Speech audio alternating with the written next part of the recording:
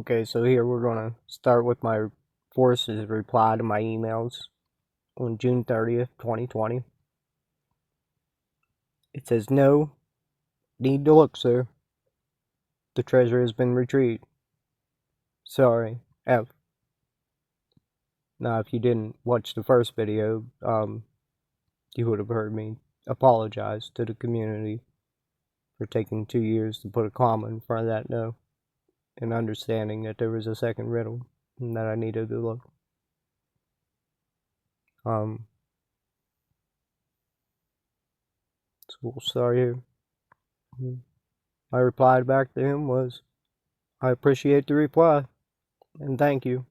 I said I was a hopeful optimistic. I didn't mention I'm usually wrong. Have a great day, Forrest. Stay safe. God bless.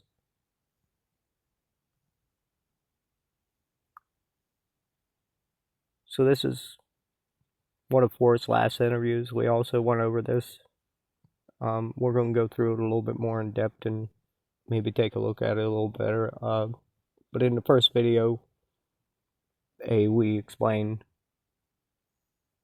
that the reporter had asked is about a man that had an email that said the treasure was retrieved, and that elicited this reply from Forrest Fenn. First it started, "If I ball you out, then get in somebody else's head for a change. If I ball you out, try and figure what I'm thinking about, as well as how I feel about it. If Carlos curses Juan, think what both their sides are. Don't just think who is right. My attitude toward punctuation is that it ought to be as conventional as possible.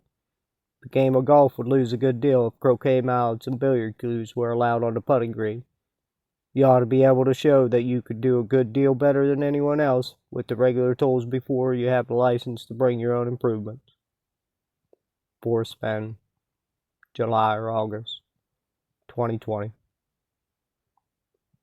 So if you weren't here for the first video, or you'd like to go back to, we explained that Carlos is my alias. It was used on Dale Neitzel's website June 17th, after the pictures of the chest had been released. Carlos means Charles in Spanish. Carlos curses Juan. Juan is the translation, translates back to Jonathan or John. Jonathan Jack Stoof. If Charles curses Jonathan, think what both sides are. So now we didn't, it almost seemed like Forrest was snapping back when we heard him say it. Like, you hear an eccentrical guy just say something back, and Forrest would do that often to us. But didn't know what to make of it. But later on, as I went looking for an explanation, if you type into Google Carlos curses Juan, you find out that it's a Hemingway quote. So we're going to read this and go back through it and just see what it does say. He says, "How can a writer train himself? Watch what happens today. If we get into fish exactly what it is that everyone does, or into a fish, see exactly what it is that everyone does. If you get a kick out of it while he is jumping, remember back until you see exactly what the action was that gave you that emotion. Whether it was rising of the line from the water, or the way it tightened like a fiddle string until drops started from it, or the way he smashed and threw the water when he jumped. Remember what the noise were, what was said. Find what gave you the emotion, what the action was that gave you an excitement.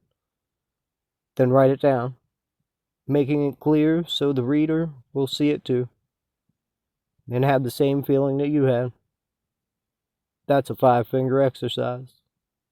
Alright. Then get in somebody else's head for a change. If I ball you out, try to figure out what I'm thinking, as well as how I feel about it. If Carlos curses Juan, think of what both sides are. Don't just think who is right. As a man, things are as they should or shouldn't be. As a man, you know who is right and who is wrong. You have to make decisions and enforce them. As a writer, you should not judge.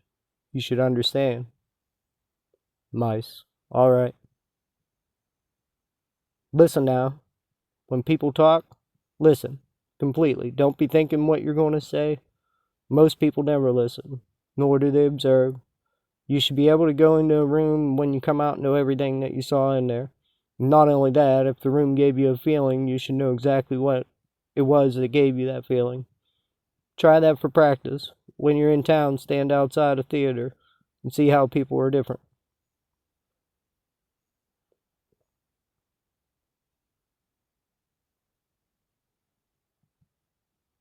Oh, different in the way they get out of taxis and motor cars. There are thousands of ways to practice. Always think of other people.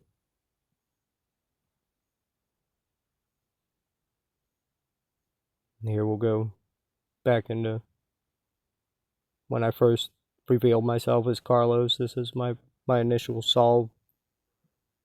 Carlos, June 17, 2020 at 8:34 a.m. on Down Eatsel's blog. So I figured it's safe for ourselves.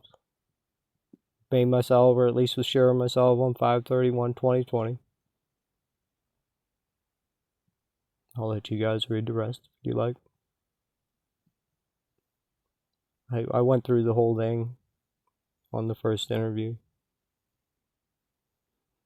And if you haven't got it yet, Beverly Hills Cops, where I learned that Charles was Carlos sometime when I was young, so it stuck. My disclosure to Forrest as Carlos.